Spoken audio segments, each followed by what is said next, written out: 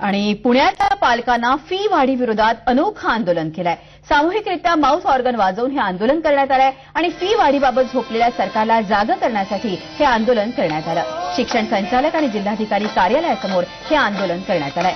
Fee नियंत्रण कायद्याची तातडीनं अंमलबजावणी करावी आणि बालवाडी प्रवेशासाठी केंद्रीय पद्धतीचा वापर करावा अशा मागण्या यावेळी पालकांनी केली।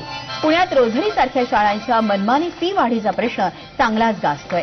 फी वाढीवर कुणाचाच अंकुश नसल्यानं शाळा वाटेल तशी फी वाढ करते।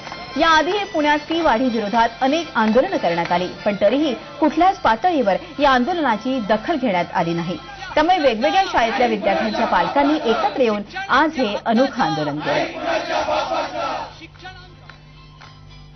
शिक्षण भारतातल्या प्रत्येक नागरिकाचा मूलभूत हक्क आहे आणि तो सगळ्यांना मुफ्तच मिळायला पाहिजे। सेंट्रलाइज पद्धत बालवाडीपासूनच अंमलात आणा आणि म्युन्सिपालिटीचे जे शाळा आहेत किंवा जिल्हा परिषदेचे जे शाळा आहेत ह्यांचे पण दर्जे तुम्ही चांगले उंचवा।